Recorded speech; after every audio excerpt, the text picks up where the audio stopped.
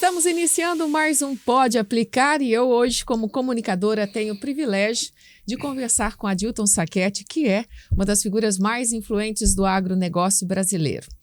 Não vou me delongar aqui, porque eu quero que você se apresente, mas tem uma frase que diz que um dos melhores momentos da vida é quando a gente estabelece uma amizade. E eu acredito que na sua história isso fez diferença. Seja bem-vindo ao Pode Aplicar.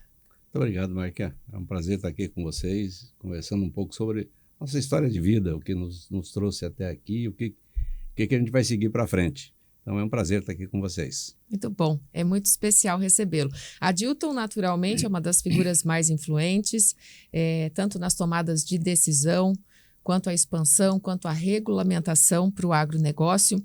Mas tudo tem um começo, né, Adilton? E como é bom quando a gente tem a oportunidade de conhecer histórias de vida. A gente se inspira em pessoas como você para a gente poder caminhar, trilhar, acordar, começar de novo. Enfim, isso é muito especial. E eu gostaria de saber da sua história um pouquinho, como tudo começou. Bom, tudo começou em Santa Catarina, quando meus bisavós vieram da Itália. Viviam de forma miserável e vieram atrás de ter um pedaço de terra aqui no Brasil. Se estabeleceram em Criciúma, na região de Nova Veneza, num lugarzinho chamado Sanga do Engenho, meu avô foi morar. Isso fica perto de Forquilinha hoje. Nossa. Então lá, meu pai nasceu, minha mãe nasceu, eram vizinhos, inclusive, os dois avós meus vizinhos, e lá se casaram, e sempre sonhando também em eles fazer a vida. E aí, quando eu tinha 3 anos de idade, recém-completado, nasceu o terceiro da família, meu segundo irmão, e imediatamente meu pai e minha mãe migraram para o Paraná, busca de fazer a vida deles. Então ali era a vida, veio meu bisavô, meu avô fez a vida dele na Sanga do Engenho, meu avô fez em Nova Veneza, meu avô na Sanga do Engenho, e o pai foi para São Miguel do Iguaçu. São Miguel do Iguaçu, na época, era uma vila pequenininha, tinha lá umas 20 casas, e algumas pessoas que hoje estão no Mato Grosso e se destacaram aqui moravam nessa vila. O Blairo, Pedro Jacir Bonjolo, o Valdir Júlio Teis, César Maggi, a minha família, e assim vai. Tinha um grupo de pessoas ali que tinham um ímpeto assim muito forte, e o resultado desse ímpeto de querer fazer, de querer vencer, de querer superar as dificuldades, porque foi uma dificuldade muito grande. Então imagina, meu pai e minha mãe, só para citar um exemplo de como era difícil a vida, o pai saiu, tinha festa de Santo Antônio lá em São Miguel, festa de igreja, que era onde se encontrava o povo que vivia na região, porque como era tudo mata, só tinha oportunidade de se encontrar quando tinha festa. E ele saiu com um caminhãozinho que ele tinha, um F600, para buscar cerveja e refrigerante para a festa.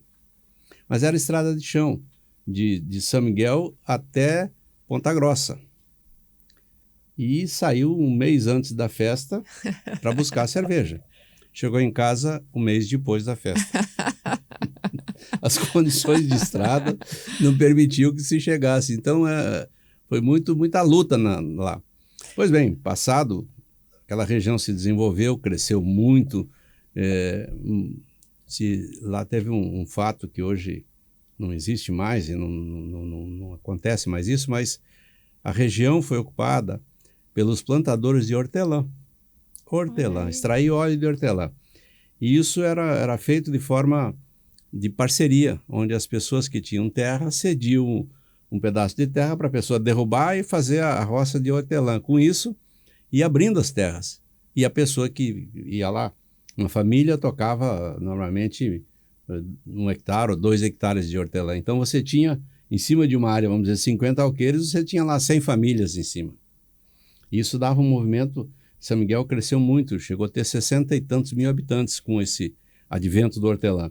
Depois começou a entrar gado e começou a entrar as lavouras de soja, e isso foi diminuindo, esse povo tudo migrou e vieram aqui para o Mato Grosso. Muita gente do nosso tempo de jovem e criança lá se encontra hoje aqui no Mato Grosso, e a gente anda nesse estado e de repente chega num determinado local E a pessoa vem se apresentar, eu também era de São Miguel, eu era daquele lugar, eu era lá da... Ah, mas vocês não sabiam, então, até então, que era de São Miguel, que era vizinho, ou já se conheciam naquela época? Não, a gente tinha o núcleo central da cidade, todo mundo se conhecia, tá? E a maioria tinha origem no mesmo lugar no sul, ou era de Santa Catarina, ou era do Rio Grande do Sul, quem fundou São Miguel do Iguaçu. Certo. A família Maggi, por exemplo, era do Rio Grande do Sul. A família Geller e a nossa família era de Santa Catarina, porque a colonizadora chamava-se colonizadora gaúcha. Era de um pessoal do Rio Grande do Sul, da família Cavalca, da família Ruaro. A família Cavalca que tem aqui, inclusive, aqui no Mato Grosso, eram os pioneiros de lá. As primeiras pessoas que chegaram lá foram essas pessoas.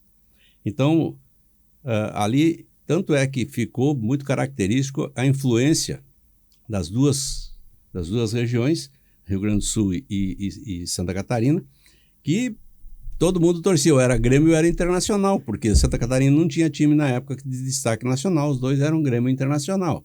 E o meu sonho, que era colorado, era conhecer o estádio do Inter, que foi construído em 69. E eu, em 72, eu trabalhei na marcenaria do meu tio, tirando pó de serra, juntei um dinheiro nas férias de dezembro, para depois viajar para o sul para ir conhecer o estádio Beira-Rio. E eu fui até Porto Alegre de carona, com 12 anos de idade, com uma carteirinha de estudante. Fui lá, visitei o Beira-Rio, peguei o ônibus, voltei para Santa Catarina, para casa dos meus avós. Meus pais não tinham telefone na época, não tinha nada.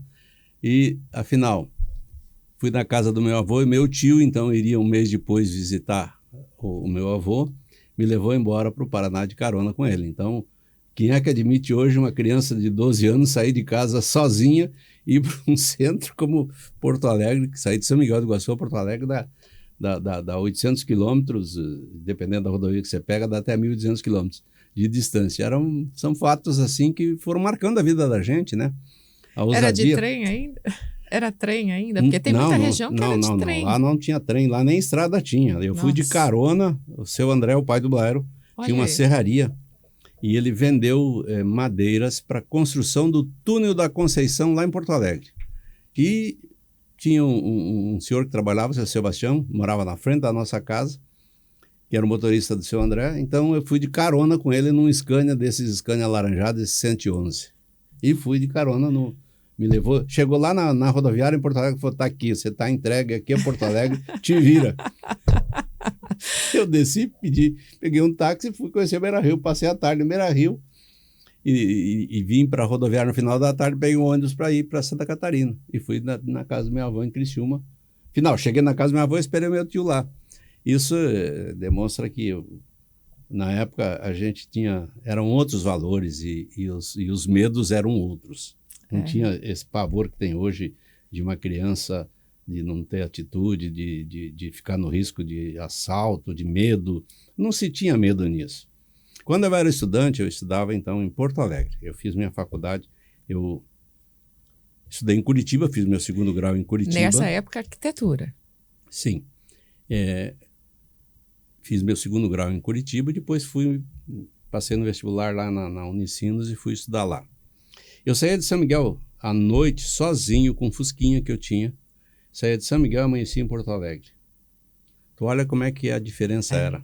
Nós mudamos muito, né? Se a gente tinha algum problema na estrada, você parava, ligava o alerta, primeiro o carro que passava, ele parava para te ajudar, tá? E você tinha de tanto em tanto postos de gasolina, 24 horas abertas, tinha lanchonete funcionando, isso tudo acabou. Hoje não tem mais, hoje você tem dificuldade para viajar à noite, porque não tem mais essa estrutura, e se você estiver parado na beira da estrada, ninguém mais para te socorrer, ou raras pessoas que têm coragem de parar.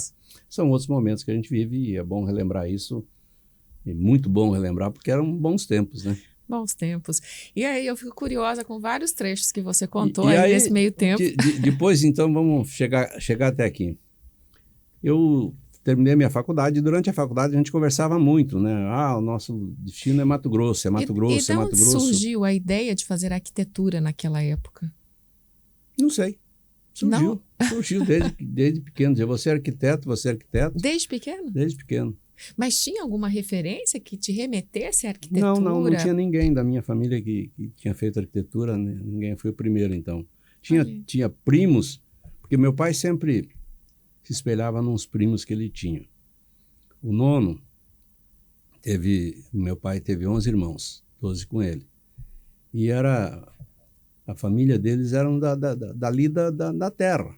Então, quanto mais irmãos tinham, mais braços tinha para trabalhar na terra. E teve um tio-avô que não foi nessa linha, que botou os filhos a estudarem. E ainda tem 3 deles,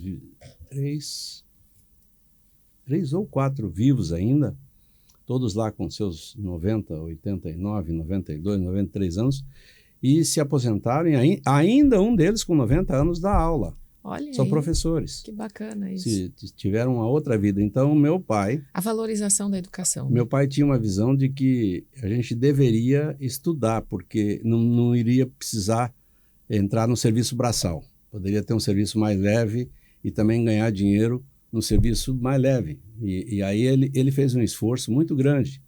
Porque quando ele foi para o Paraná, ele foi comprando terra. A terra era barata. Então, ele queria terra e comprava 10 alqueires de um, 20 alqueires de outro, 50 alqueires de outro, e foi comprando. E chegou num número dele ter 280 alqueires na região lá de São Miguel. Quando eu saí estudar em Curitiba, então eu tinha 15 anos, ele tinha 280 alqueires de terra. O dia que eu voltei formado na arquitetura, meu pai tinha 150 alqueires de terra. Ele vendeu. Ele foi vendeu 130 alqueires de terra para manter. Eu, exceto o Sérgio, que é o irmão mais novo que eu, todos os irmãos cursaram curso superior, nós somos em 9 irmãos, e somente um fez Universidade Federal, os outros todos fizeram universidade particular.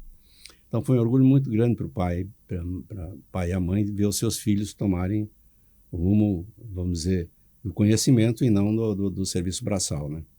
Isso fez a diferença na vida da gente. Fez. Com certeza. Nos trouxe muitas facilidades, porque o conhecimento ninguém te toma, tu não perde. Ele é sempre seu.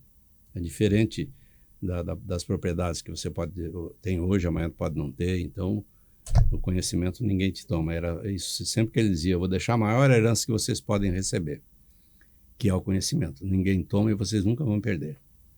E assim ele fez. Nos colocou na faculdade e nos deu a oportunidade. Então, cheguei em São Miguel, formado.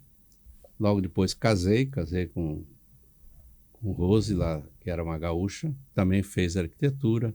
Sofreu um acidente e ficou impossibilitada de trabalhar. Ela quebrou o punho, ficou com a mão assim.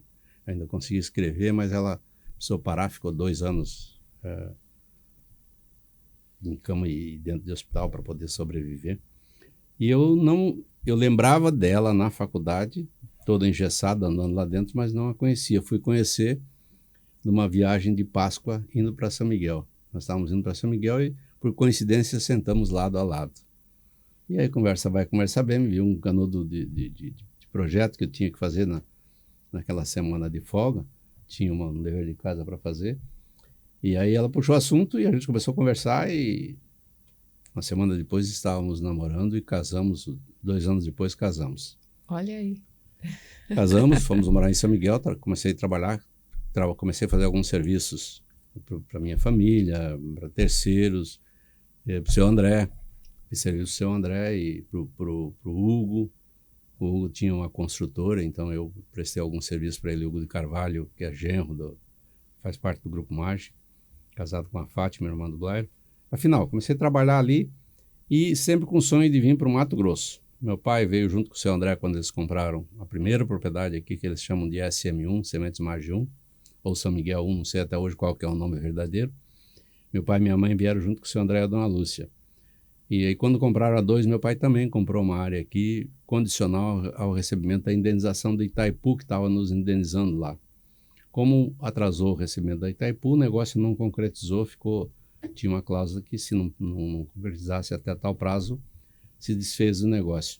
Essa área é ali na frente do terminal e, infelizmente, não pudemos vir em 79 para cá. Depois viemos em 82 para 83, aí viemos definitivamente. Meu pai arrendou uma fazenda no Itiquira e eu aí estava trabalhando com o seu André, começando a trabalhar com eles aqui. Trabalhava lá, prestava serviço lá, vim prestar serviço para eles aqui de fiscalização do primeiro grande armazém aqui do Mato Grosso, aquele que está ali no quilômetro 14, no quilômetro 10, digo, na BR-63. Quando você passa o estado, tem o primeiro grande armazém ali, aquele armazém. Então, ali começou o meu trabalho aqui no Mato Grosso. Depois dali, foi na construção de pequenas centrais hidrelétricas, que está funcionando até hoje, já se passaram 40 anos, está lá instalada, lá dentro da fazenda do Maggi. E aí foi uma constante, trabalhando, crescendo. Aí meu pai arrendou... Mas até nesse momento, você prestava serviço ou você já atuava no agronegócio mesmo? Eu vim para cá prestando serviço para o Maggi. E aí minha família veio. Como a gente estava sempre junto com o pai e irmãos, aí então eu continuei prestando serviço para o Maggi e ajudava a minha família na parte de financiamentos e banco, essa coisa toda, para poder fazer o alicerce financeiro para tocar as lavouras. Então, a vinda da tua família para cá foi uma sequência da tua prestação de serviço? Não, o meu pai queria vir. E meu pai e meus irmãos queriam vir e vieram. Foi um consenso de todo mundo. Vamos para o Mato Grosso. Primeiro arrendamos uma fazenda chamada Fazenda Paraíso, no Itiquira, que era do seu José Larios Colombaro, já falecido. E fomos plantar nessa fazenda. Plantamos durante 20 anos na Fazenda Paraíso. E aí do lado ali compramos, então, 2 anos depois, compramos a Fazenda Sucuri. Primeira fazenda que a gente comprou ali no Itiquira. Seu Teodoreto Leite de Almeida Camargo Filho, era um paulista, um piloto de voos internacionais e tal, comprou essa fazenda e estava ali, e depois acabamos comprando dele. E aí então comecei a cuidar dos negócios, da parte contábil, fiscal e financeira aqui na cidade. E trabalhando para o Maggi ao mesmo tempo, fazendo as duas coisas ao mesmo tempo. Como tinha muita oportunidade, convidei um colega meu de faculdade para vir para cá, para a gente montar uma construtora e trabalharmos, porque tinha muita obra surgindo. E assim foi feito. Ele veio, a gente começou a tocar as coisas aqui, nós já tínhamos comprado a área no Sapezal. Meu pai, com o resultado do primeiro ano de lavoura aqui, ele comprou uma fazenda no Sapezal de 2.500 hectares, ao custo de 4 sacas de soja por hectare. Nossa! Olha hoje quanto é que vale um hectare de soja. Essa mesma fazenda foi vendida a 700 sacos por hectare. Compramos a 4, vendemos a 700. Mas, claro, teve todo um trabalho, era cerrado bruto, e quando a gente vendeu, era uma senhora fazenda com toda a infraestrutura. Quer dizer, aquele momento em que muitas famílias vieram para cá, vieram abrindo terra, desbravando regiões, e hoje se tornaram grandes referências e mudaram completamente o cenário do Mato Grosso. O Mato Grosso, na época, Sapezal, para você chegar no Sapezal, você sabia o dia que você saía. Você não sabia o dia que você chegava. Você tinha que ir lá para ir para o Sapezal, você chegava Tangará da Serra, você tinha que fazer uma matula bem feita. Comprar salame, comprar bolacha, levar um garrafão ou 2 garrafões de água. Por quê? Quando fui atravessar dentro dos índios, ali onde é que hoje é a reserva, ou mesmo antes dos índios, acho que você subia a serra ali de Tangará, subindo para Itamaraty, estava começando a abrir a Itamaraty, ali em cima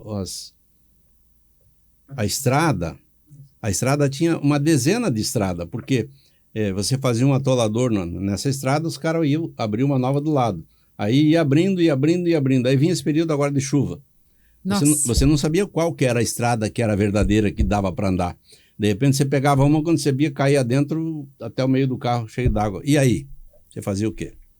Quer dizer... Tinha que ter alguma comida, porque se você pegava, por um exemplo, quem entrava para o Sapezal, ia lá pela Fazenda Branca, que era as Torres da Embratel, a antiga 364, se olhar no mapa, vocês vão ver que sai de Diamantina e vai até Comodoro, praticamente tem duas águas só para passar.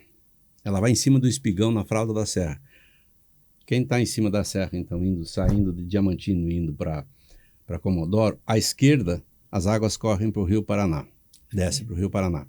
Mas é um divisor de água, então você vai em cima do Espigão, de um lado vai água para o Rio Paraná, do outro lado vai para o Amazonas. Ou Guaporé, depois, quando chega mais perto de Comodoro, ali cai para o Rio Guaporé. Então, aí você entrava por cima para chegar no lugar que se chamava Sapezal.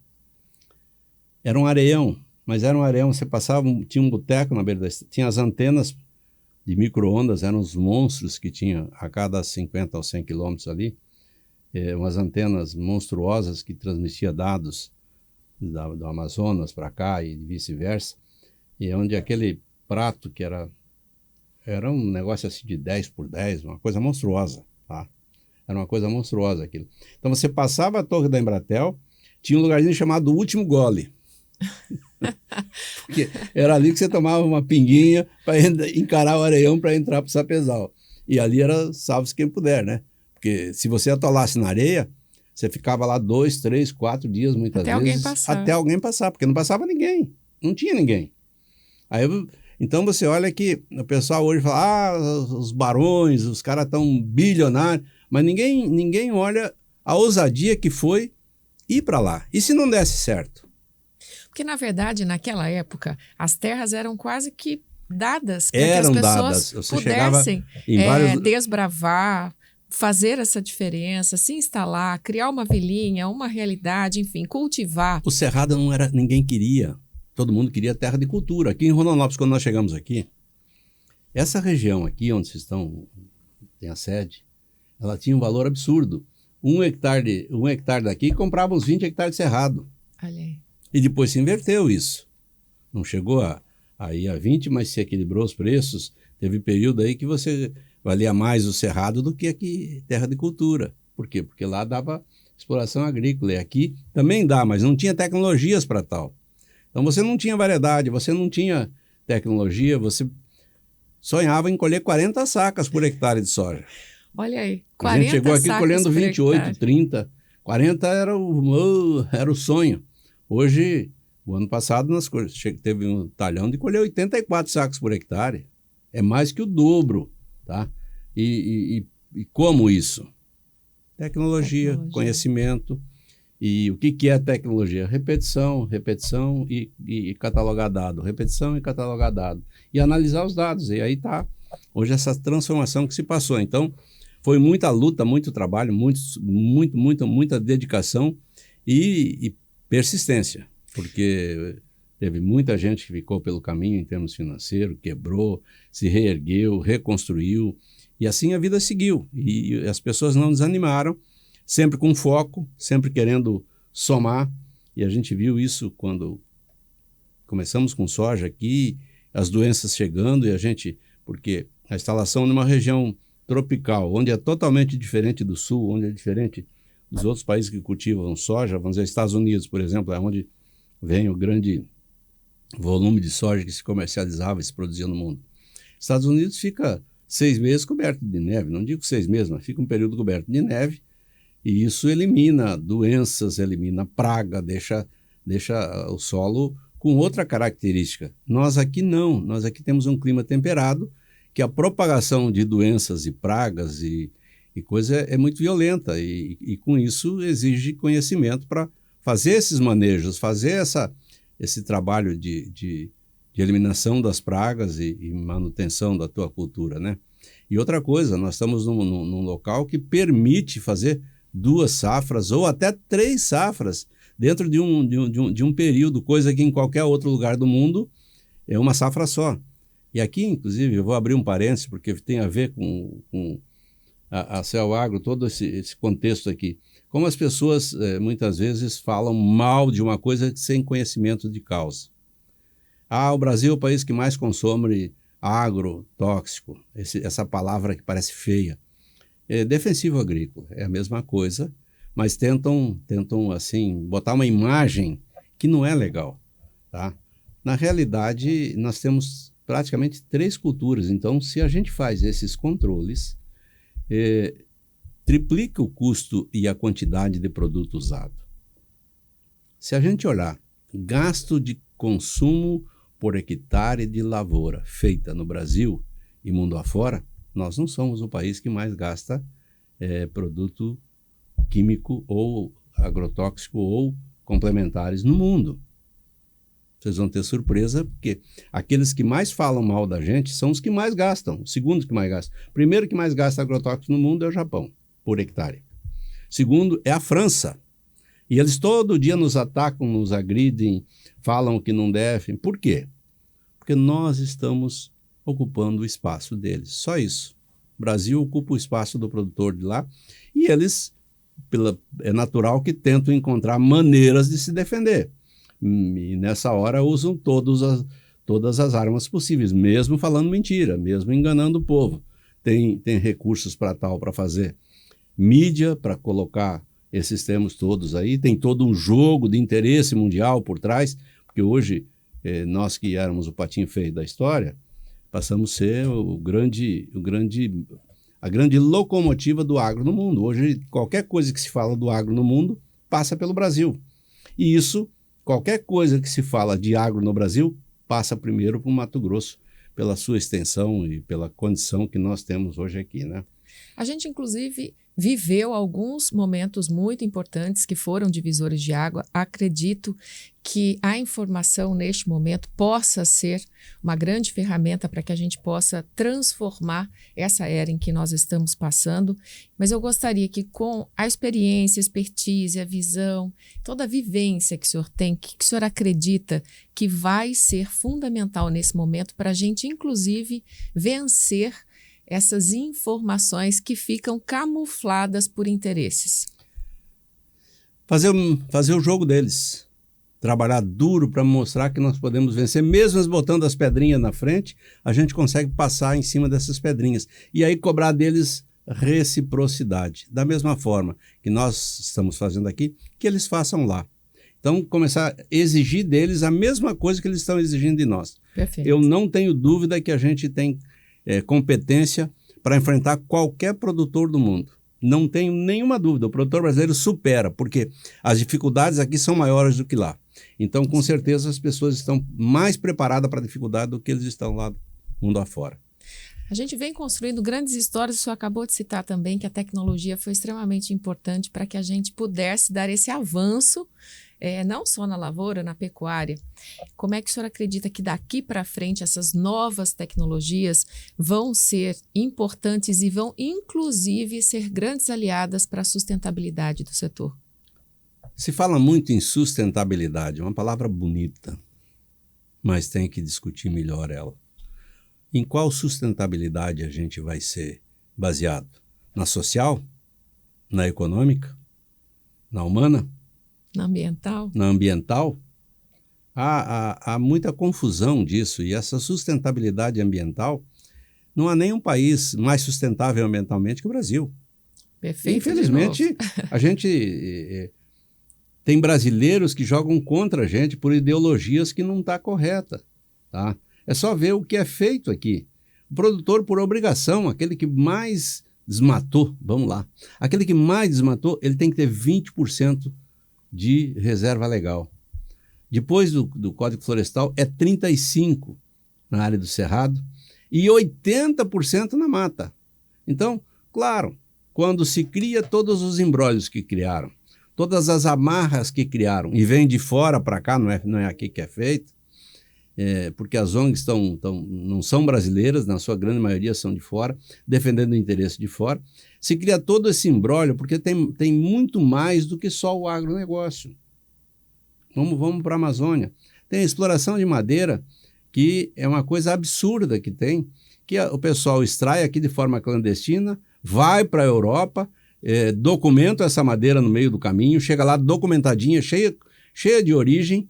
E aí quem que explora e quem que faz? Os europeus transformam e depois vendem para cá manufaturada, levam daqui com valor de 1 e depois vendem com valor de 100 para a gente aqui.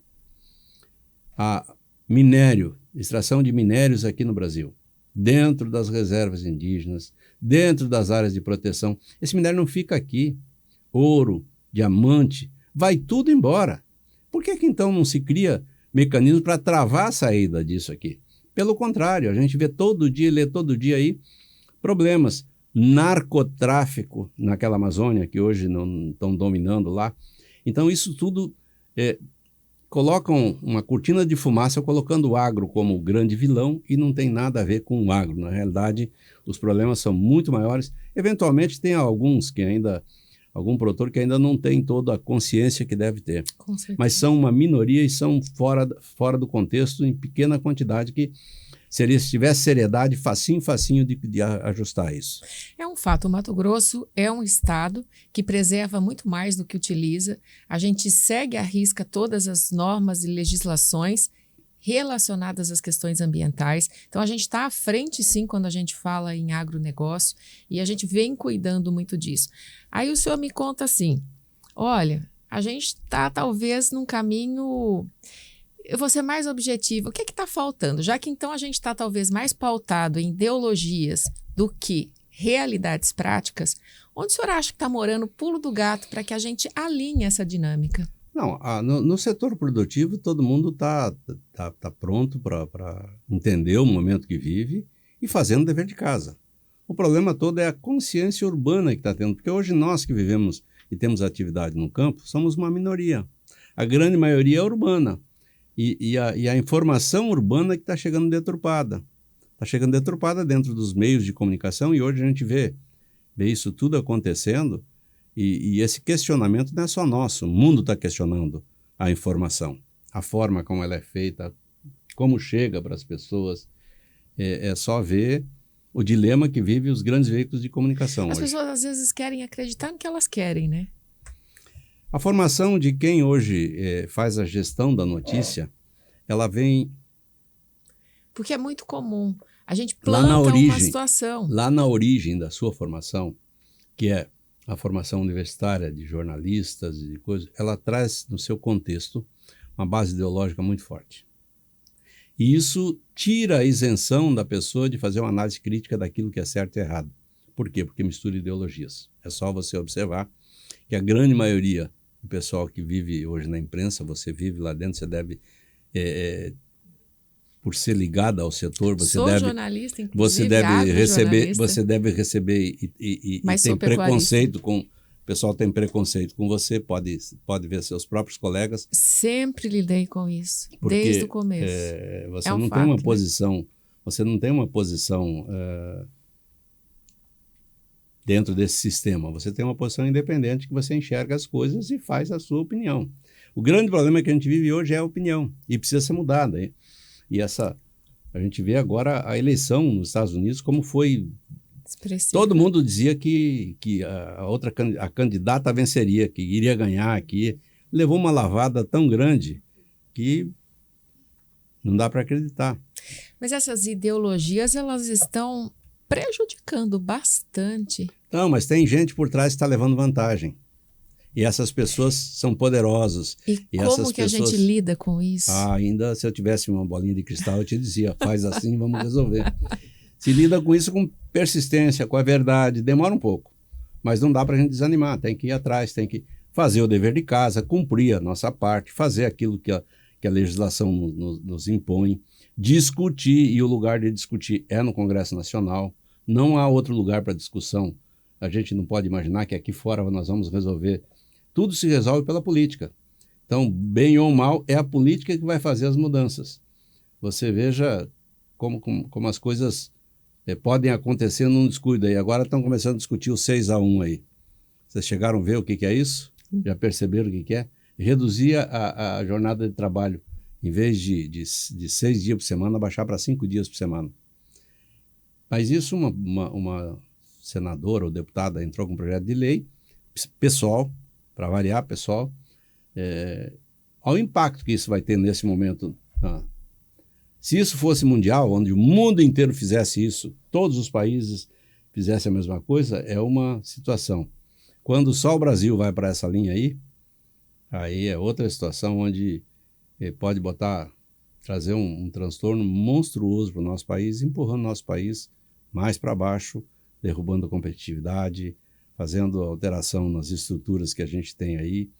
Essa parte trabalhista é complicado. Se não tiver clareza e transparência, a gente pode ter problema futuro muito forte. Mas é do jogo político, e por isso que eu digo, é lá em Brasília que se resolve isso.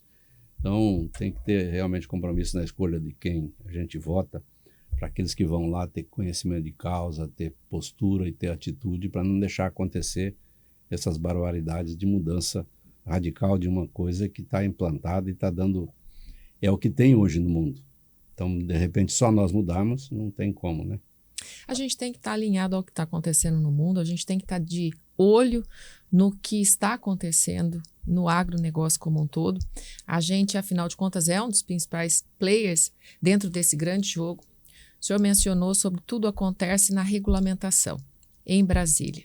Como é que a gente pode preparar pessoas aqui na nossa cidade, no Mato Grosso, para que criem essa consciência de melhor posicionamento? O senhor, inclusive, historicamente, fez grandes transformações, inclusive como fundador do Instituto Mato Grossense, enfim. O senhor sempre foi muito atuante nesse sentido. Bom, como é que o senhor acha que as pessoas podem realmente enxergar o que é necessário? Tem uma coisa que é pouco falada e a gente não pode... Eu sempre que eu posso, eu tento mostrar isso.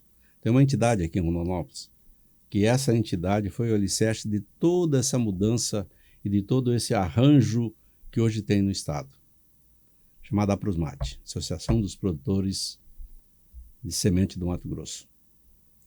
Mato Grosso, quando começou aqui, importava 100% da sua semente. Hoje é um grande... Toda a semente que necessária no Estado é produzida aqui e se exporta daqui para fora, inclusive. São tecnologias que foram desenvolvidas ao longo do tempo que alicerçou isso. Mas a APROSMAT era um grupo que, dentro desse grupo, começou as discussões de lá atrás, há 30 e tantos anos atrás, de como a gente poderia maximizar os esforços para avançar mais rápido.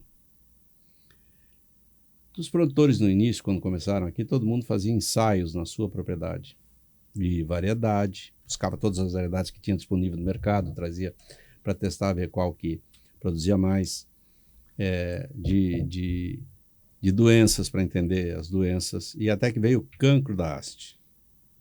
Quando veio o cancro da haste aqui foi um pavor, porque a Embrapa na época estava sucateada, estava num período que foi de muita dificuldade para a Embrapa, eles não tinham força para fazer esse desenvolvimento. Pois bem, se nós tínhamos um grupo que fazia experimentos individuais, nós começamos a trocar informação entre nós. E aí chegamos à conclusão que deveria ser coordenado esses experimentos, onde eu faço na nossa fazenda um experimento, você faz outro na sua, você faz outro na sua, você faz outro na sua. Cada um faz um experimento diferente, mas coordenado, e com isso a gente maximizaria e reduziria custo. Em vez de eu fazer, você repetir o mesmo que eu e você também repetir o mesmo que eu, cada um faz um distinto, diferente. Com isso a gente aceleraria muito o ganho de conhecimento. Por quê? Porque na realidade, produzir soja no cerrado era botar uma venda nos olhos e andar meio no escuro. Não tinha tecnologia, não tinha variedade. E aí começou então, quando entrou o cancro da haste, isso se acentuou e se tornou muito mais necessário.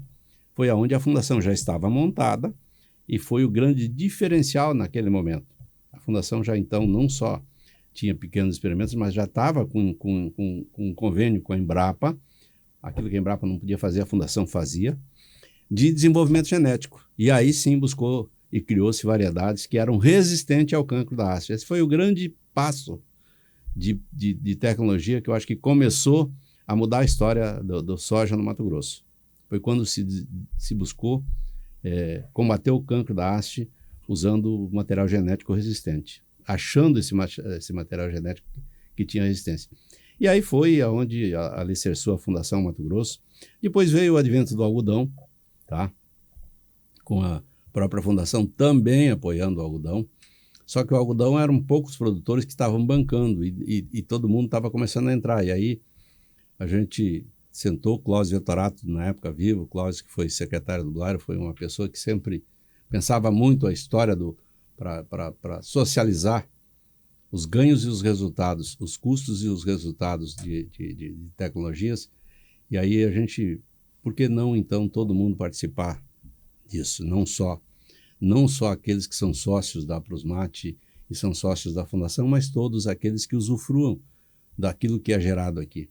E aí a gente conseguiu convencer, na época, o governador Dante de Oliveira, de que ele daria um incentivo para a gente, tirando impostos da época, reduzindo impostos daquilo que a gente...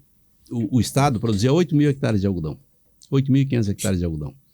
A gente mostrou para ele que isso, em termos de arrecadação, era quase nada, era insignificante, não tinha, era uma coisa ínfima. E ele entendeu isso. E ele deu a isenção, então, do ICM no algodão comercializado internamente. 75% você tinha de isenção, e desses 75% que você tinha, 15% ia para um fundo, que é o FACUAL que existe até hoje, Fundo de Apoio à Cultura do Algodão. Então, olha quando a coisa é bem pensada. Se estruturou a associação, criando regras e agregação dos produtores, se criou a isenção e um fundo onde o dinheiro vinha de todos que recebiam, então, os benefícios criados pela fundação e por os outros órgãos que estavam gerando pesquisa e podiam alicerçar recursos desse fundo para financiar essas pesquisas e pulverizar para todo mundo. Está aí o resultado extraordinário que foi.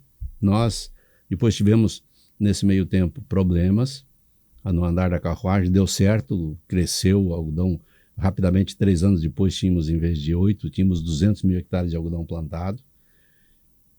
O governo abriu mão do ICM. Agora olha para 200 mil hectares plantado, você tem no mínimo 40 algodoeiras instaladas. Então, olha quanto de imposto ele arrecadou na instalação de 40 algodoeiras do estado. Olha quanto de imposto ele arrecadou no consumo de energia elétrica para rodar essas algodoeiras. Olha que quando o pessoal fala que incentivo, não pode dar incentivo porque está beneficiando os ricos, está beneficiando aquele que já tem. Olha o erro que é isso. Incentivo, já diz, é incentivar, é ampliar. Quando você dá um incentivo e você tem um retorno social, é uma coisa extraordinária, porque quantos empregos foi gerado? Quanta arrecadação o Estado teve daquilo que não tinha nada? E assim foi. Deslanchou o algodão e hoje está aí 1 milhão e eu acho que, nem sei o número exato desse ano, acho que é 1.800.000 hectares que está sendo plantado de algodão no Estado. Uma coisa absurda, um PIB extraordinário que foi feito na origem de uma ideia onde se socializou os custos e também se socializou os resultados, né? Todo mundo se beneficiou com isso. Então, é dessa forma que a gente buscou conhecimento, tecnologia e resultados para todos, né? E dentro das cidades, você olha as cidades que surgiram com soja e com algodão. Perfeito. Porque são concomitantes. Você pega Sorriso, Sinop, Lucas, Mutum, Tapurá, Ipiranga, Sapezal, Campo Novo. O desenvolvimento é extraordinário. Uma qualidade de vida extraordinária nessas cidades, né? Bom, e fica o registro que a Fundação Mato Grosso é referência, o maior laboratório de sementes do mundo, assim como a Prosmate é uma das principais entidades quando a gente fala em sementes de soja, não só no Mato Grosso, mas também para o Brasil. E de uma necessidade de entender que precisavam buscar recursos, conhecimentos e união. Eu acho que a palavra união, ela remete para os dias atuais também, que se faz extremamente necessário. E eu gostaria de perguntar para o senhor, com essa veia política que foi prefeito aqui na nossa cidade, e juntando a palavra incentivo, o que nós precisamos nesse momento para que Rondonópolis, daqui a 10 anos, por exemplo, um número, né, apenas, esteja em outro patamar, como a gente já viu acontecer isso nesse período. Nós vamos ver um novo momento agora, que nem eu ainda tenho opinião formada para te responder como vai ser. Porque incentivo é o que ainda continua sendo o principal fator atrativo para atrair. A saída de Rondonópolis, ela tem que mudar a sua matriz econômica. Nós temos que ir para a industrialização urgente, porque nós deixamos de ser o grande centro de gerador de conhecimento no Estado. Ainda temos a Fundação Mato Grosso aqui, mas nós devemos ampliar isso para que mais empresas de tecnologia venham para cá. Então, para isso tem que se atrair, tem que ter critérios, a prefeitura tem que se dispor a dar apoio a isso, buscar universidades para virem para cá, fazer aqui um polo universitário, fazer aqui um polo de conhecimento.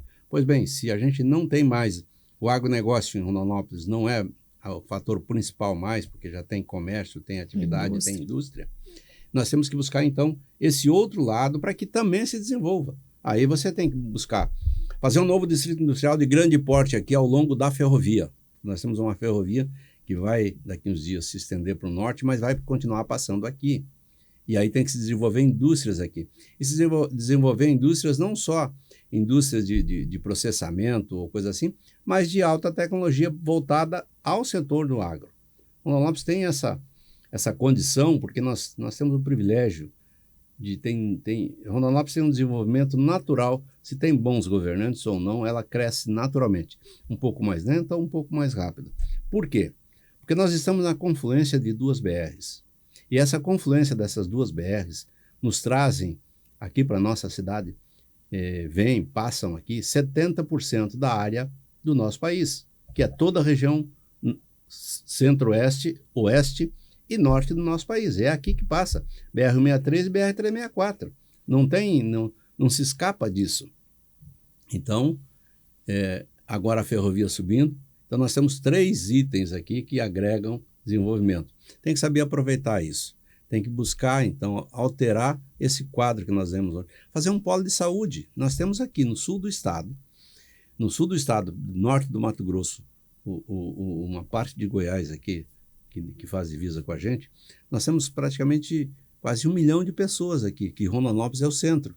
Então, tornar isso aqui um polo de saúde. Claro, tem os percalços, tem as dificuldades, a gente vê todo dia notícias aí de jornal, Santa Casa, que era uma referência, passando por dificuldades, mas isso tudo vai ser superado. Vem uma nova administração agora que tem um foco diferenciado nesse sentido. Não foi a que eu apoiei, mas eu torço para que dê certo, porque ganhou, a população entendeu que ele era a pessoa indicada, e vamos torcer para que faça um bom trabalho, e se puder contribuir, vou contribuir, porque eu vivo aqui. Eu acho que política é a discussão naquele momento. Passou a política, a gente tem que somar e se unir para a cidade desenvolver. Se a cidade vai bem, todos nós ganhamos. Quem vive aqui, todos ganham. Se a cidade vai mal, todos que vivem aqui vão ter problema. Alguns são os privilegiados e o restante tem problema. Então, o que eu quero? Eu quero que a cidade vá bem, eu quero que a gente busque alternativas para o desenvolvimento da cidade. E eu vejo nesses setores agora, na parte educacional, na parte de saúde, na parte da industrialização, a grande chance de Rondonópolis dar um salto. Eu tenho certeza que se a gente olhar para o passado, para todos os marcos históricos que o senhor fez ou participou, tem muita coisa brilhante para a gente contar. Mas o senhor acabou de falar uma coisa aí que eu considero mais importante que isso, é olhar para o futuro. O que o senhor faria nesse momento, dentro desses olhares, dessas perspectivas, para que Rondonópolis dê esse salto? É nessa linha de atrair quem vem para cá, de mostrar os potenciais que nós temos, de fazer o dever de casa, em fazer as infraestruturas. Não é só asfalto para aqueles que moram, não é só casa para aqueles que moram aqui. Nós temos que apresentar infraestruturas para aqueles que querem investir aqui. Dar oportunidade, porque não adianta você dar a casa e você não tem emprego. Você tem um belo de um problema, maior ainda. Tá? Porque se a pessoa não tem a casa, mas tem um emprego, e esse emprego passa a ser disputado porque é qualificado e remunera bem, a pessoa se obriga a se qualificar, porque ele remunera melhor, e aí não tem necessidade de ficar nessa fila de conquistar a casa pública. A casa tem que ser uma coisa que a pessoa tenha renda suficiente para que ela possa fazer a sua casa. Então, o emprego é fundamental. E com isso, de novo, a atração de indústrias para cá é fundamental e a atração do conhecimento para cá, trazer formação do conhecimento para que as pessoas possam ter essa oportunidade de trabalho. É muito difícil você convencer as pessoas a buscarem o conhecimento. Por quê? Nós temos um sistema hoje que, por um lado, ele é bom, mas, por outro lado, ele nos coloca em dificuldades. Os benefícios sociais hoje resolvem a vida de muita gente, mas, ao mesmo tempo que ele resolve a vida, ele tira o ímpeto. Ele aprisiona pessoas? Aprisiona as pessoas. Ele aprisiona as pessoas porque você fica na espera daquilo, e mesmo que seja pouco, mas você não precisa fazer nada, vem. Então, você não tem a vontade de avançar, perspectiva de crescer. Eu acho que esse convencimento, essa mudança, e isso aí, como é que você vai fazer? Não vai mudar num ano. Começa... olha, eu critiquei muito e critico, porque Se fez N creches na cidade, mas não se deu condição para trabalhar essas creches. Começa lá na creche, a orientação para que a pessoa tenha ímpeto, para que a pessoa tenha aspirações, para que a pessoa sonhe com um mundo melhor.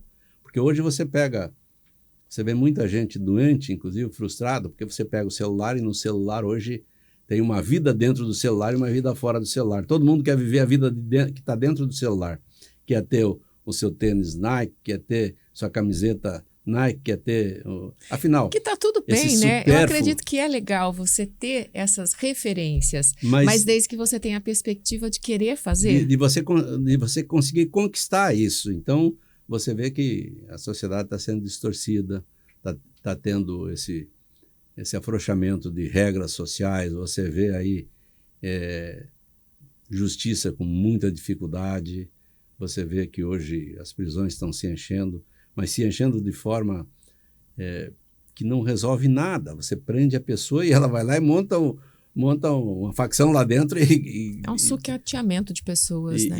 Empobrecimento de pessoas. Empobrecimento de mente das pessoas. A indústria do crime está aí instalada e a gente tem que trabalhar para mudar isso. E são duas coisas: a consciência inicial e o enfrentamento. Não dá só para fazer só o enfrentamento, senão arrumar aqui, porque você se enfrenta, você vai tirar os que estão lá, mas está chegando outro tanto que está vindo com formação para assumir. Então tem que inverter, a formação tem que ser para alterar esse status quo que aí está. Trazer uma perspectiva de vida melhor lá na frente. Uma transformação cultural mesmo, Exatamente. Um resgate de valores. Resgate de valores, se perdeu e aí se misturou valores com ideologia, que não ficou legal. Você olha, hoje a gente passa por uma dificuldade muito grande, porque se apossaram dos valores, tanto de um lado quanto do outro, e aí eu sou dono disso, e não, eu sou dono disso, se eu sou de esquerda... Não é por aí. Se eu sou de direita, eu tenho isso, isso e isso. E se eu sou de esquerda, eu tenho isso, isso, isso. Não, nenhum nem o outro. Nós temos que dar a César o que é de César. Tá? Nós temos que fazer as coisas justas, temos que construir uma sociedade melhor. Claro que posicionamentos podem ter, mas não pode ser esse radicalismo que hoje nós estamos vivendo. E é no mundo, não é só aqui no Brasil, não.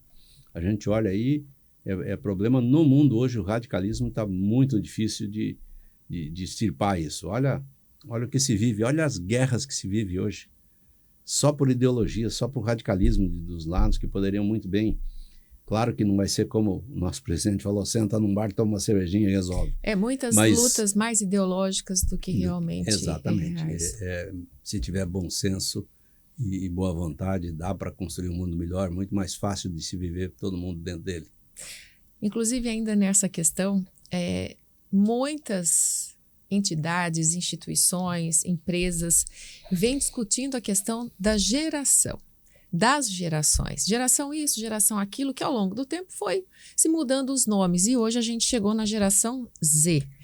E já é fato que essa geração vem dizendo para todos nós, olha, nós estamos preocupados com propósitos, a gente quer entender as situações, a gente se contenta com muito menos na questão financeira, mas a gente quer viver muito mais. Enfim, a senhora acredita que esse sentimento, ele é real, é uma geração que realmente está preocupada com o ambiente que vive? Ou é uma geração que está mais acomodada com as questões que estão aí? Eu acho que ele está doutrinado, ele não está preocupado com o meio ambiente, ele está doutrinado a ter essa preocupação que não é verdadeira, porque preocupação hoje do meio ambiente, ela, se tu olhar, a nossa atividade é demonizada. O agro hoje é demonizado em qualquer lugar. Você vai, parece que está tudo errado o que nós estamos fazendo. E não é assim. E pelo contrário. Eu acho que é uma das atividades mais preocupadas e querendo mais fazer certo e buscar o máximo de resultado, mas também o máximo de responsabilidade. Por que isso? A gente vive do meio ambiente. O nosso negócio é o meio ambiente. Diferente daqueles que estão na cidade. O negócio deles não tem a ver com o meio ambiente. Muitas vezes é outra coisa. Ninguém mais do que o produtor tem a ver com o meio ambiente. Mas o produtor sabe disso. As Mas pessoas só o produtor sabem sabe. disso. As pessoas não sabem. As pessoas estão com outra visão e têm outro sentimento nesse sentido. Eles não estão focados no meio ambiente. E uma coisa que é preocupante, essa nova geração que diz que sabe o que quer, é a geração que vem trazendo transformações de consumo. E isso, o senhor acredita que pode afetar o agronegócio? Com certeza. Nós vamos ter um problema daqui, depois dos anos, vamos colocar aí, daqui 50 anos. Nós vamos ter um problema gravíssimo de redução populacional. O mundo caminha para redução drástica. Ele vai estabilizar, vai chegar, ter mais ainda uns 15 anos talvez de crescimento populacional, e depois ele começa a decrescer populacionalmente, e vai decrescer acentuadamente, porque as pessoas vão viver até os seus 70, 80 anos e não vai ter gente nascendo aqui para fazer o equilíbrio. E aí vem as questões dos planos de saúde, os planos de aposentadoria vai virar uma loucura, porque ninguém mais vai contribuir, só aqueles que já estão aposentados eles vão ter que ficar pagando e ninguém está entrando mais, porque não tem mais geração. O governo não tem todo esse dinheiro para poder todo esse compensar dinheiro. essa necessidade? Não há. Então, é um momento que a gente está vivendo que tem que se parar e fazer uma boa reflexão. O Brasil mesmo, praticamente, se eu não me engano, talvez eu esteja errando no dado aqui, mas nós temos ainda 10 anos de crescimento. Depois nós já já está praticamente estabilizado e nós vamos começar a decrescer. E a hora que o Brasil começar a decrescer, aí nós vamos começar a ter problema. Por quê? Quando começa a decrescer, a população começa a subir sua idade média. Não tem mais gente jovem, só tem idosos. E chegou depois, hoje, 65, que é a aposentadoria, e a expectativa de vida já está chegando aí nos 77, e daqui a pouco chega nos 80. Você imaginou? Não tem como alicerçar essa diferença. Nós vamos ter problema para frente. E com isso, se tem redução populacional, tem redução de consumo. Por quê? Porque menos gente, menos consumo. Isso reflete direto na produção. Então é uma situação que requer um estudo mais aprofundado. Não é eu, nesse momento, que vou ter a receita para tal, mas aí tem que se debruçar em cima várias cabeças pensantes para buscar uma saída para isso. Nós vamos ter problema. O agronegócio ele é adaptável, né? A gente normalmente busca os melhores resultados, as melhores negociações, as melhores ferramentas para alavancar o setor. Dentro de algumas conquistas que nós citamos aqui, também não podemos esquecer da AMPA. Sim. A soja. Porque tem muita coisa, né? O senhor sempre foi um grande defensor do agronegócio. E eu acredito que poucas pessoas tiveram o privilégio de viver grandes histórias nas entrelinhas, conhecendo todas as questões, todos os papos, todas as características, inclusive curiosas aí em relação a essas conquistas. A AMPA teve uma grande conquista. Foi talvez uma das coisas que mais alicerçou a cultura do algodão. Foi a ação promovida contra o governo americano. O governo americano, nos anos de 80, final dos anos 90, tinha subsídio na produção de algodão lá. Quer dizer, você tinha um preço base que eles tinham, vamos tomar como exemplo 60 centavos, não lembro se era 60 ou 60 centavos de dólar por libra-peso, e o mercado caiu a menos de 40 centavos. Aí o mundo vendia 40, o produtor americano também concorria com a gente vendendo a 40, mas recebia a diferença do governo, então ele não tinha problema com ele. E com isso ele poderia vender até mais barato do que o mercado podia pagar. Se o mercado estava pagando 45, eles ofertavam por 43 e nos tiravam a oportunidade, e aí a gente teve que baixar, inviabilizando a cultura aqui. Muita gente quebrou com isso, muita gente teve problema, porque tinha contratos em aberto para fechar depois, como foi uma manipulação no mercado, a hora que eles foram fechar os contratos, a hora que eles foram precificar, não fechava a conta. Pois bem, fizemos ações nesse sentido, começamos a discutir internacionalmente, nos fóruns internacionais, no ICAC, que é um organismo onde se reúnem os produtores de algodão mundiais, todos os países que produzem algodão participam desse fórum, e nós no Egito, na reunião anual, que tem todo ano, que tem do ICAC, se buscou, então, apoio de todos os países ou dos principais países para fazer o enfrentamento e abrir uma ação na OMC para discutir o subsídio americano. E isso foi conseguido. E como é que nós fizemos isso? Porque tem custo isso. A gente saiu a angariar fundos aqui. Primeiro, nós fomos nas empresas que fornecem equipamentos para a produção de algodão. Fomos na New Holland, fomos na New Holland Case, fomos na John Deere, fomos na Marquesan, fomos na Jacto, e fomos na Jumil, e ganhamos uma série de equipamentos. Então fizemos uma rifa. E no Seminário Brasileiro do Algodão, em Goiânia, a gente combinou e sorteou esses bens dessa rifa para juntar dinheiro, então, para pagar a ação, porque não tinha fundo suficiente. O Estado do Mato Grosso, em função do FACUAL, tinha dinheiro no caixa para a nossa parte a gente contribuir. Mas o Brasil não tinha, os outros estados não tinham. Então, como é que a gente fez para alicerçar recursos? Fizemos essa rodada de angariar prendas e fazer o sorteio. Pois bem, quando veio a primeira conta dos advogados, que a gente imaginava que com esse dinheiro a gente pagava a ação, esse dinheiro deu para pagar só a primeira conta. E ficou todo em aberto o restante. Meu Deus, e aí? E aí continuamos nessa história também de buscar recursos. E aí a gente fez um mutirão e fomos nas empresas defensivas, e nas empresas, se a Celso tivesse naquela época aqui, nós tínhamos pedido dinheiro para eles, tá?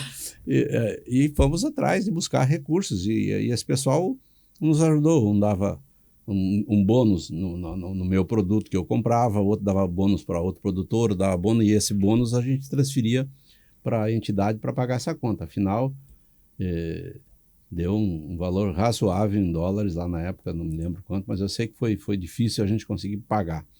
Pagamos os advogados e ganhamos a ação. E essa ação, essa conquista, resultou em quê? Resultou em praticamente $1 bilhão. Deu, na época, quase R$2 bilhões, que veio para o Brasil. E o que nós vamos fazer com esse dinheiro? Originalmente era para distribuir para os produtores, que tinham perdido dinheiro na exportação. Mas se buscou um outro caminho que, para o algodão, foi o caminho correto. Se criou um instituto para fazer a gestão desse dinheiro, o IBA, Instituto Brasileiro do Algodão. Nosso companheiro Haroldo, que era de Goiás, assumiu o IBA e fez com que esse dinheiro, quem estava na época na Abrapa, que a Abrapa depois foi criada dentro nas associações estaduais, se criou a Nacional, onde o primeiro presidente foi aqui do Mato Grosso, João Peça. Depois a gente teve eu era o vice, eu não assumi, veio, aliás, o Jorge Maeda era o vice, o Jorge assumiu. Quando chegou a minha vez de assumir, eu assumi a prefeitura, e quem assumiu foi o nosso vice, que estava no nosso lugar. E eles, então, foi nesse período da final, que era o período que eu iria assumir, que o dinheiro a gente ganhou a ação.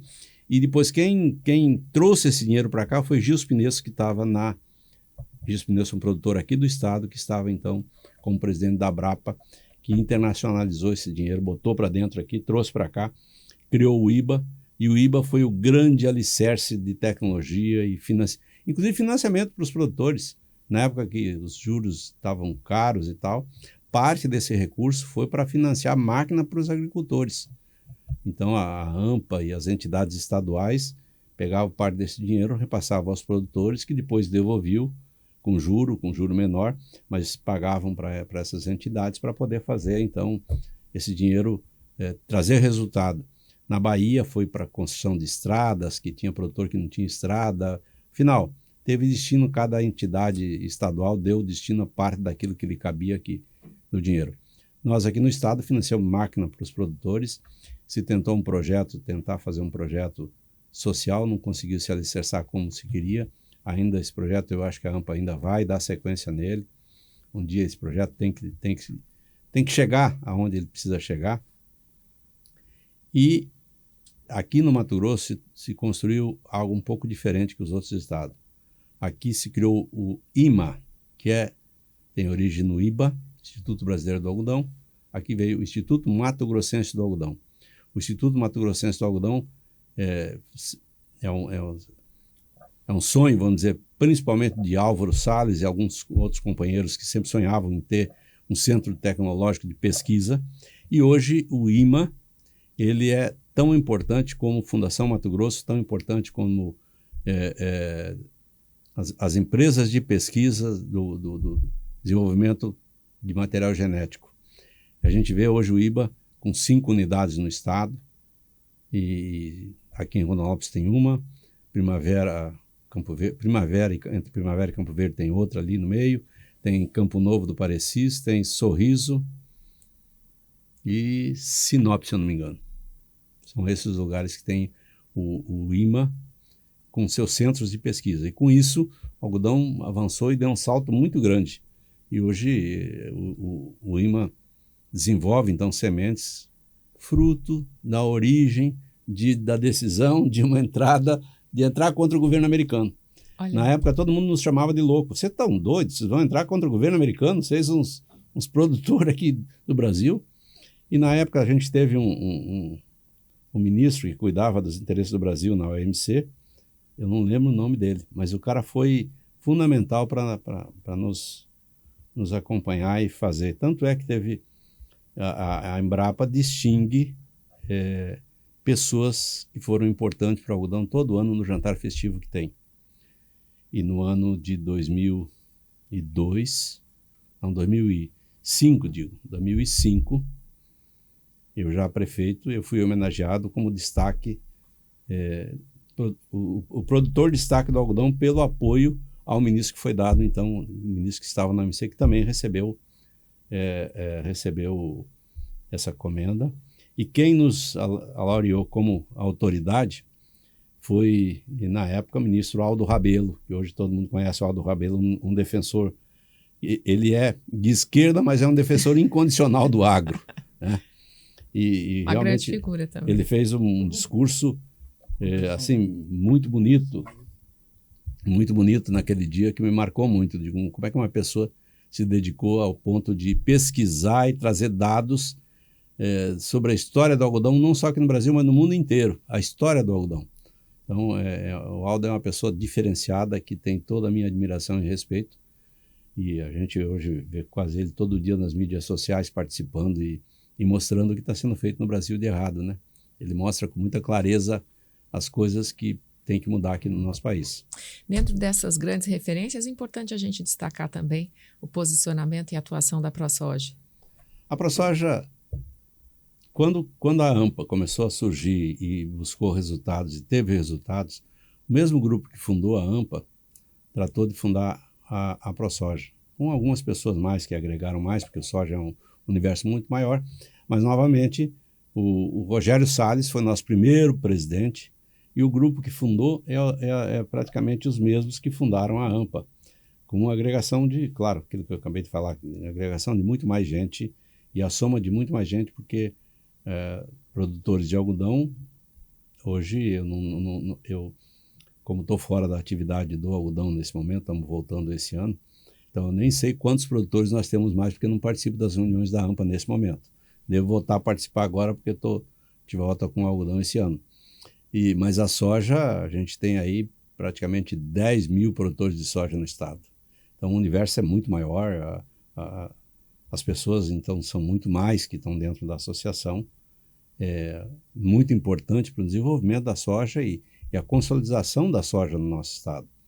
A ProSoja, ela tem um compromisso muito grande em levar mudança de atitude ao produtor. Quando a gente fala em sustentabilidade, ela trabalha muito nesse sentido. Ela leva muita informação para mudar as estruturas das sedes, da relação de pessoal com os proprietários, os funcionários com os proprietários. Ela faz um trabalho diferenciado de soma, de melhoria, de sustentabilidade. Quando eu falo as sustentabilidades, mesmo. Não é só ambiental, né, mas tem a social e que tem que ser vista aí, e com isso eu acho que eles contribuem muito. E essas entidades, praticamente, elas se uniram, todas as entidades que lideram o setor do agro, se uniram e criaram o Pensar Agro, o Instituto Pensar Agro. Esse Instituto Pensar Agro, eu acho que, não quero errar, mas são mais de 50 entidades, não vou dar um número preciso, mas tenho certeza que são mais de 50 entidades a nível nacional, ligadas ao setor do agro, todos os setores, lá tem criadores de gado, lá tem criadores de porcos, lá tem criadores de frango, lá tem produtores de cana, produtor de laranja, toda a cadeia produtiva tem um representante lá, são os que alicerçam toda a Frente Parlamentar de Agricultura. Olha como é que é uma coisa que é muito, muito orgânica, né? Ela começa aqui na base, nas entidades aqui, vai para um instituto, onde reúne todas as entidades, que alicerça a Frente Parlamentar Agro, é onde são feitas as leis que, dentro do Congresso Nacional, então nós temos a FPA, a Frente Parlamentar de Agricultura, que tem mais de 300 pessoas, mais de 300 deputados que a apoiam. Porque dessa forma você tem um elo de ligação lá com o produtor, menor produtor que seja afiliado ao sistema, chega lá em cima até a um deputado, a um senador que pode fazer a mudança de alguma coisa necessária para o setor. Que é fantástico. Bom, dentro de grandes iniciativas, o senhor também sempre batalhou muito para que houvessem melhorias na infraestrutura e também na parte logística, né, dentro do agronegócio. O senhor acredita que para melhorar essa competitividade no mercado, ainda temos que fazer, inclusive nós estamos vivendo a discussão aí da Rumo aqui na nossa cidade, enfim, o que o senhor pensa a respeito desse assunto e de que forma que o senhor acredita que isso possa realmente, de forma efetiva, fazer a diferença para o agronegócio? Ainda é um ponto-chave que ainda tem muito a melhorar. Nós temos aqui, quando o Blairo foi governador, e o Blairo ele mexeu com essa história aqui, ele fez 2.000 quilômetros de asfalto na época, com pouco recurso e tudo, e hoje a gente vê o governo Mauro Mendes aqui fazendo mais de 5.000 quilômetros de asfalto. Isso está dando uma mudança no nosso estado, só que o asfalto não é tudo, nós precisamos, as ferrovias têm que acontecer, nós estamos lá com a FICO parada lá em cima, que é um absurdo, aquela ferrovia por causa de reserva indígena, de zona de amortecimento, não acontecer. Colocaram a ideologia de alguns procuradores da República aí na frente e não deixa acontecer. Não é possível que as pessoas falam em descarbonização e não entendam que se colocar uma ferrovia, você tem milhares de caminhões que não vão rodar. Vai rodar um trem, vai rodar... o consumo de combustível cai drasticamente, né? Então não dá para entender por que Dá para entender, a gente sabe por quê.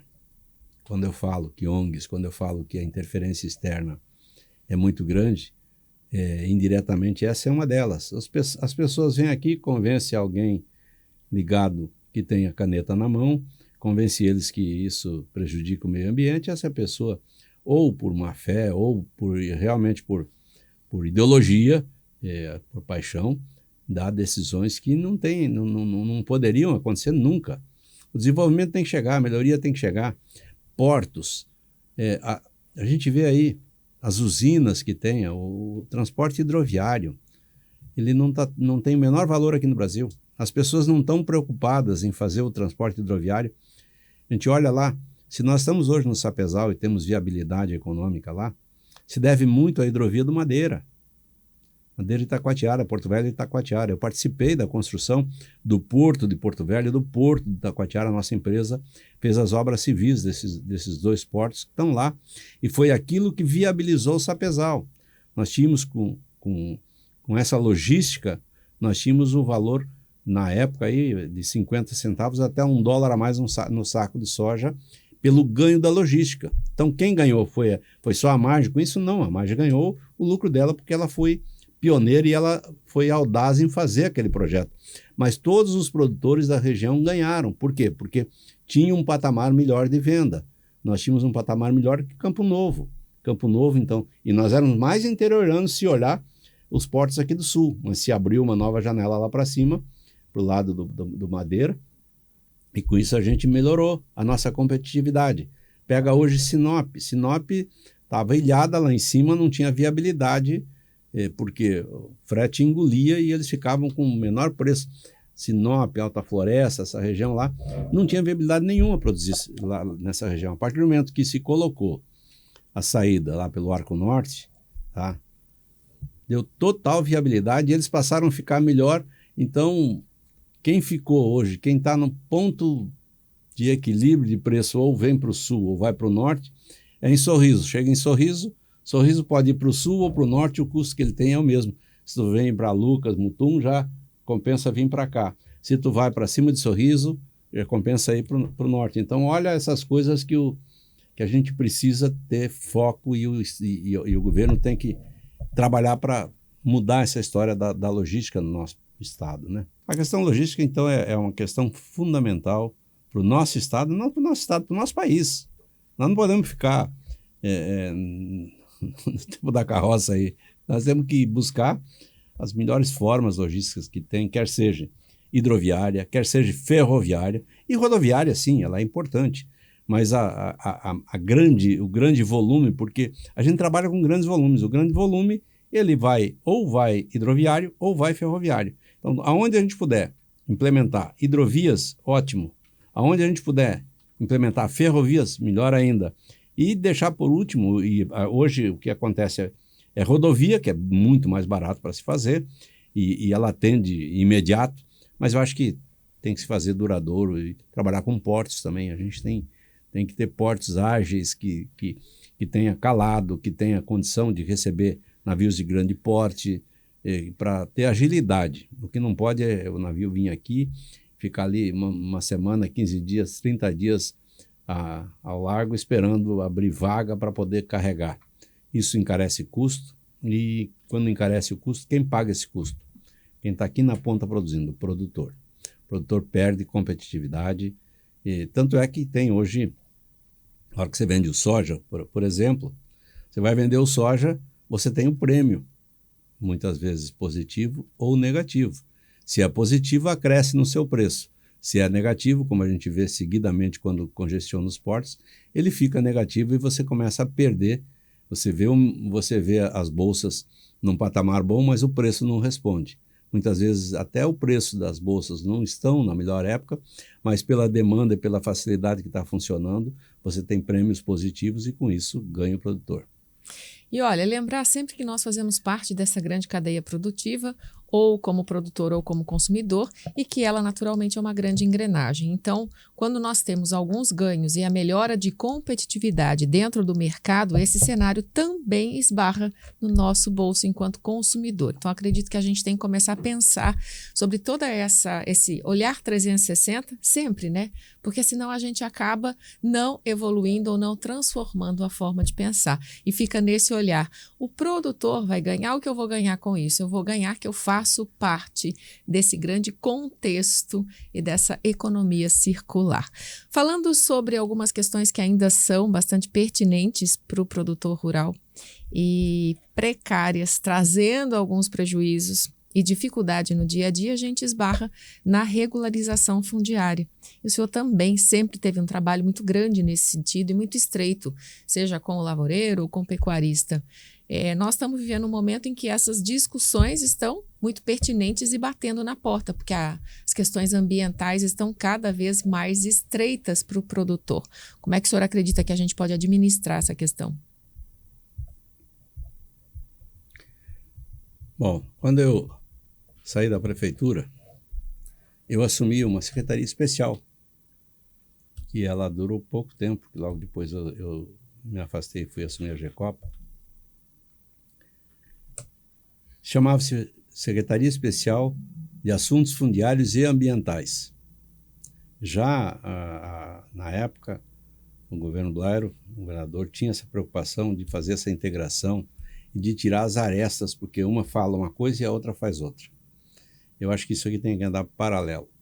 A questão fundiária precisa urgente dar clareza. O problema nosso é clareza no documento. Quem tem direito ao documento tem que ter. O que não pode é se empurra com a barriga, posterga, não dá o documento, porque o fato das pessoas não receberem o documento é um cabresto político. Isso fica, ou alguém lá no INCRA fica cobrando politicamente, ou nos órgãos estaduais, ou nos órgãos municipais, fica aquele cabresto que fica seguro para a pessoa ter o seu político de estimação para ele dizer que vai resolver.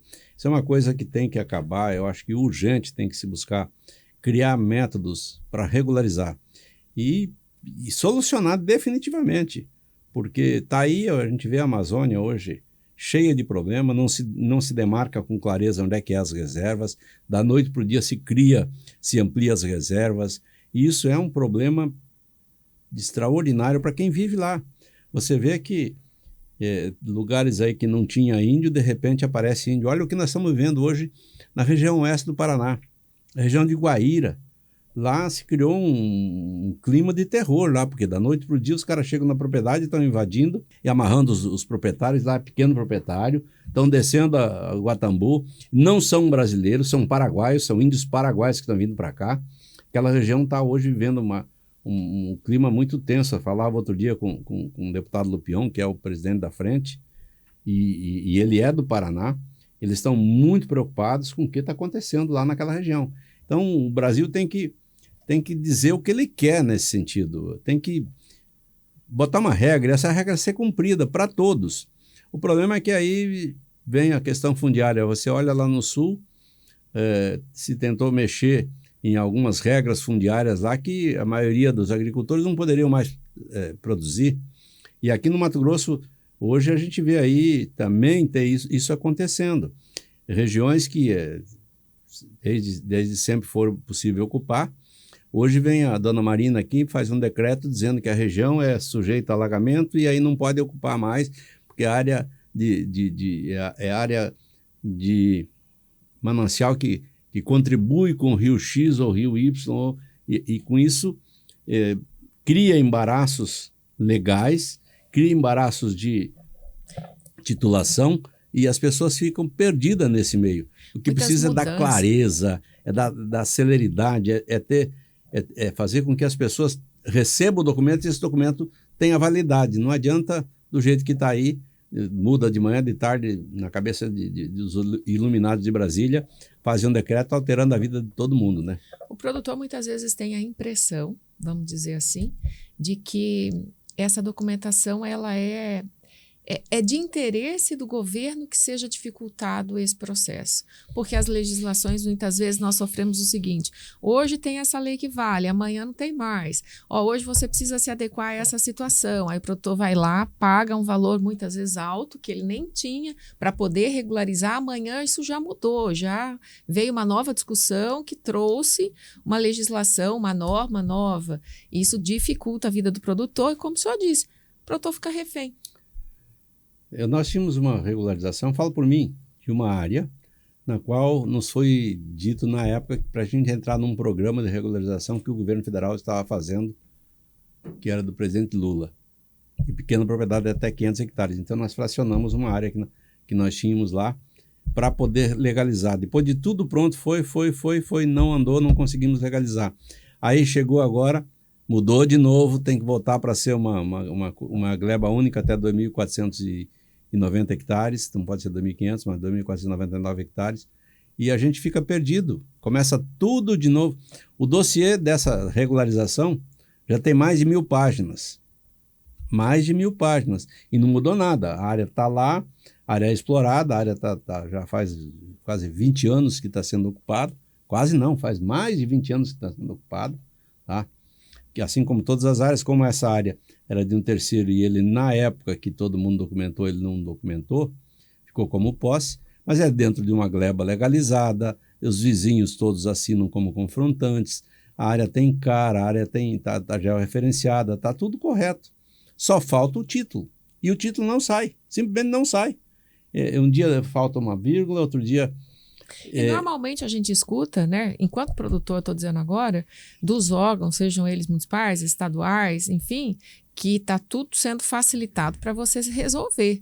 Tanto é que nas questões ambientais a gente está cada vez mais, como eu disse, sendo apertado, exprimido para resolver algo, mas muitas vezes o produtor quer resolver e não resolve. De novo, vem as ideologias que estão impregnadas em alguns órgãos dentro do nosso país, principalmente os órgãos voltados ao meio ambiente, tudo que tem relação com o meio ambiente, está com ideologia em excesso, esquecendo das coisas práticas. Isso é um problema e se reflete no nosso dia a dia. Quanto mais entraves eles podem colocar para a produção, eles vão colocar. Por quê? Porque tem ideologia por trás e atrás da ideologia tem interesses. Tem interesses de fora que vêm para cá querendo dominar aqui, querendo que as coisas não aconteçam aqui, que se criem embaraços, que se crie toda uma dificuldade para acontecer. Ó, a questão da soja aqui, dessas áreas que... Olha que agora a União Europeia está dizendo, mesmo você estando dentro da lei, se hoje você for desmatar, você tem uma área de mata, quer desmatar, você é proprietário, está tudo certo, você entra nos órgãos ambientais e pede a licença para explorar 20% daquela área. Se você fizer isso, hoje você não pode comercializar. A Europa diz que não pode mais comercializar. Então, estão tirando o nosso direito daquilo que é nosso, comprado, pago, com os impostos pagos, contribuindo como cidadão, estão tirando o direito da gente fazer aquilo que a lei nos protege. O nosso Código Florestal é o mais exigente Código Florestal mundial e mesmo assim eles estão impedindo. Por que isso? Porque nós causamos problema para os produtores da Europa. Eles têm dificuldades em nos enfrentar em termos de competitividade e com isso eles colocam esses entraves todos. E isso, eles chegam aqui, montam ONGs e botam brasileiros montar essas ONGs, bancam esses brasileiros. Essas ONGs influenciam funcionários públicos, influenciam muitas vezes ministros que estão lá, e com isso se cria barreira, achando que quem está no campo, aí se rotula quem está do lado de cá como bandido, como invasor, como grileiro, sem falar a verdade dos fatos. Você está ali baseado... Olha, eu vi essa semana ainda um depoimento de uma pessoa que foi levada para a Amazônia há 40 anos atrás, num programa de governo, feito um assentamento, colocado ela dentro de um assentamento. Lá ela criou os filhos dela e agora tomaram a terra dela. Por quê? Porque está dentro de uma reserva ambiental. Essa reserva foi criada muito depois do que eles foram para lá, muito depois do que o INCRA levou eles para lá, e ninguém toma providência. Virou uma coisa assim, salve-se quem puder. De produtor para produtor, então, para a gente encerrar essa questão, qual é a orientação, a dica, o papo? A orientação é continuar trabalhando, é continuar lutando, é não se entregar, é continuar defendendo. Quando a gente tem convicção e tem certeza que está agindo dentro da lei com critérios que são estabelecidos, continuar lutando. Nós enfrentamos os Estados Unidos no algodão e nós não vencemos. Então aqui também nós não podemos esmorecer. Vai ter problema? Vai nos trazer transtorno? Vai. Mas tem que fazer os enfrentamentos e seguir em frente. Não há outra maneira, não tem como fugir e alguém vem resolver para nós. Ou nós fazemos por nós, ou ninguém vem resolver por nós. É isso aí. Bom, a gente está chegando no final do nosso programa, que eu estou amando conversar. Por mim, eu fico aí 4 horas batendo papo. Bom, nós estamos chegando no final do nosso podcast. Pode aplicar. Hoje está extremamente enriquecedor. Mas vou fazer o seguinte, posso te fazer uma proposta? Sim. Vamos quebrar os protocolos? Porque a gente falou de muita coisa que é extremamente pautada nas conquistas sobre o agronegócio, a figura pública, sobre o produtor rural. Vamos falar sobre o homem Adilton Sacchetti? Pode ser. Vamos lá. Olha aí, a gente fez um 360 hoje sobre a história de Adilton Sacchetti, uma das figuras mais influentes e importantes do nosso país dentro do nosso agronegócio e também da política. Eu vou te perguntar algumas coisas no teu olhar como homem, como ser humano, o que te trouxe até aqui. Vou começar pelo Blairo Maggi. Quem é Blairo Maggi para você? Meu amigo de infância, meu amigo de juventude, meu amigo de Mato Grosso, meu amigo até hoje. E vai ser sempre meu amigo. Construímos uma vida junto. Blairo sempre foi uma pessoa que a gente sempre teve próximo. Claro que hoje ele mora em Cuiabá, eu moro aqui, não estamos todo dia juntos. Mas não precisa estar junto para saber que lá eu tenho um amigo pronto para qualquer situação e qualquer hora. E ele também é da mesma forma, tem comigo aqui, ele sabe a amizade que tem, e não só minha, mas da nossa família, minha família e a família dele. Rondonópolis. Foi o lugar onde eu sonhei em construir minha vida aqui. E fiz minha vida aqui. Tenho um orgulho muito grande de ter vindo para Rondonópolis, de ser acolhido aqui em Rondonópolis. Fui muito bem recebido aqui. Minha esposa, na época, trabalhava no Banco do Brasil e a gente construiu aqui um círculo de amizades extraordinário. E essa construção desse círculo de amizade me deu a oportunidade de entrar na vida pública. Fui candidato a prefeito, fui prefeito de Rondonópolis. Tenho um orgulho muito grande de ter sido prefeito dessa cidade. Mesmo perdendo a eleição, trabalhei muito com convicção que estava fazendo o melhor de mim aqui para essa cidade. Mas política tem dessas coisas, nem sempre você tem que fazer política. E eu descuidei da política. Eu trabalhava. Mas não me arrependo, não. Eu acho que nada na vida não tem um propósito de Deus atrás. Deus sempre teve um propósito e sempre tem um propósito com a gente. A gente que muitas vezes não entende na hora o porquê e não observa. Mas ele sabe o que está fazendo conosco. Então, eu perdi a eleição. Depois, passado um tempo, eu ganhei aqui em Rondonópolis a maior votação histórica dessa cidade. Nunca ninguém teve 50% dos votos para deputado federal em nenhuma cidade do estado. Nós tivemos aqui em Rondonópolis, praticamente saímos eleitos da cidade. Fomos o segundo mais votado, com 30 dias de campanha na época. Então, ao mesmo tempo que aquilo que eu falo, a gente não entende os desígnios de Deus. Depois as coisas acontecem como aconteceu. E só tem que agradecer a Rondonópolis, a acolhida, e não só a Rondonópolis, ao Mato Grosso, porque o Mato Grosso, Rondonópolis, era o centro da inspiração na época do Mato Grosso. Você vê que a nossa cidade, em outra época, tudo passava por aqui e tudo era decidido aqui. Por quê? Mais para cima não tinha nada ainda, nada estava feito. O único lugar que tinha infraestrutura e que tinha alguma coisa era aqui. Nós daqui construímos Sapezal, nós daqui abrimos Lucas, nós daqui fizemos Mutum, nós daqui fizemos todos os avanços dessa cidade em termos de tecnologia, em termos de conhecimento, foi gerado aqui em Rondonópolis. Então aqui, Rondonópolis foi o lugar que me acolheu e eu só tenho gratidão. Fé. Sou católico, não sou praticante de igreja, mas procuro praticar na minha vida a fé cristã. O agronegócio. O agronegócio é a minha atividade. Eu sou arquiteto de formação, tive uma empresa de construção durante muito tempo, mas abdiquei e fiquei só com o agronegócio, é a minha paixão. Você tem uma grande inspiração, uma referência para a tua vida? Minha vida é pautada em Jesus Cristo, nos seus ensinamentos, naquilo que mostra para mim. Claro que eu sou um ser imperfeito e muitas vezes a gente erra, mas ali está a inspiração para viver. Se você olhar para a tua história, tudo que você construiu, essa grande jornada até aqui, você mudaria alguma coisa?